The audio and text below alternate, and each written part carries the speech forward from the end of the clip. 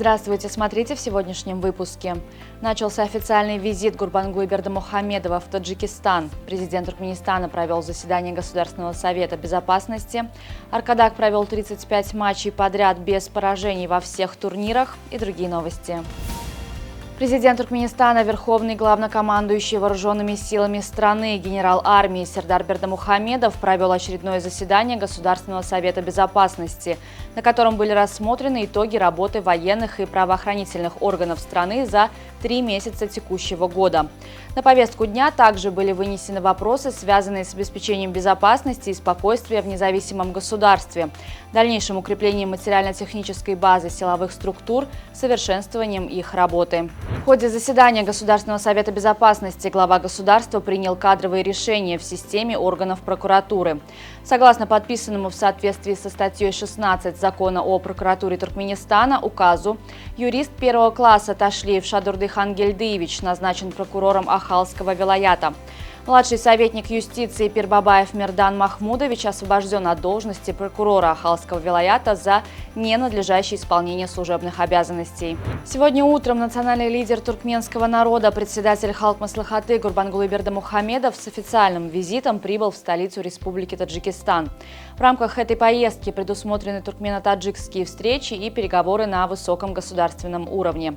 Туркменистан и Таджикистан рассмотрят широкий спектр двустороннего сотрудничества. После встречи и переговоров на высоком уровне ожидается подписание ряда новых документов о двустороннем сотрудничестве. В торгово-промышленной палате Туркменистана открылась выставка торгового комплекса страны, на которой более 200 предприятий и структур страны демонстрируют успехи национальной экономики, ее потенциал и перспективные направления развития. В день открытия смотр посетил национальный лидер туркменского народа Гурбангулы Бердымухамедов, который ознакомился с различными видами экологически чистой и высококачественной продукции текстильного комплекса, а также с представленными образцами различных изделий из кожи. В Ашхабаде прошли переговоры между руководством туркменской и казахстанской газовых компаний по вопросам укрепления двустороннего сотрудничества в газовой отрасли. Встреча состоялась между руководителем АО «Казагаз» Санжаром Жаркешевым, заместителем председателя Кабинета министров Туркменистана Батыром Амановым и председателем госконцерна «Туркменгаз» Максатом Бабаевым. В ходе конструктивного диалога стороны обсудили перспективные направления взаимодействия, включая совместную разработку газовых месторождений, реализацию газопроводных проектов на территориях двух стран и взаимовыгодные поставки природного газа.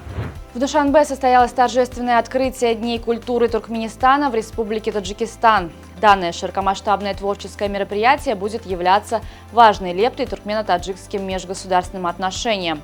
Торжественное открытие проводилось в Государственном академическом театре оперы и балета имени Садреддина Айни. В мероприятии приняли участие руководители и представители соответствующих министерств, сотрудники отраслей культуры, искусства, науки и образования, а также СМИ. В сотрудничестве с Европейским космическим агентством компания Samsung представила циферблат Galaxy Time для умных часов Galaxy Watch. С Galaxy Time можно узнать не только земное время, но и время на Марсе, Венере, Юпитере и других планетах Солнечной системы. Циферблат также отображает множество других интересных данных: скорость вращения планеты и их расстояние от Солнца, количество спутников у каждой планеты и особенности их сезонов, точное расположение планеты в Солнечной системе. Согласно математическому моделированию, проведенному учеными, через 500 лет все японцы могут носить одну фамилию – Сато. На сегодняшний день Сато является самой распространенной фамилией в стране. Ее носит около 1,5% населения.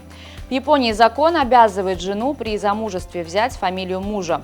Прогнозируется, что при сохранении текущих тенденций эта фамилия постепенно вытеснит все остальные.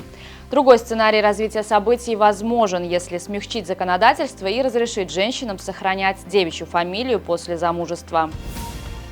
Пятый тур высшей лиги Туркменистана по футболу подарил болельщикам множество ярких событий. Аркадак установил очередной рекорд, разгромив Ашхабад. Алтын-Асыр одержал важную победу в дерби над Ахалом. Шагадам огорчил очередной столичный клуб, а Мерв вырвал 3 очка в дерби с Энергетиком. Всего в пятом туре было забито 17 мячей. Лидирует Аркадак, следом идут Ахал, Мерв и Шагадам. На сегодня это все. Желаю вам хорошего завершения дня. Увидимся завтра. И не забывайте, что Туркменпортал – ваш самый надежный источник новостей.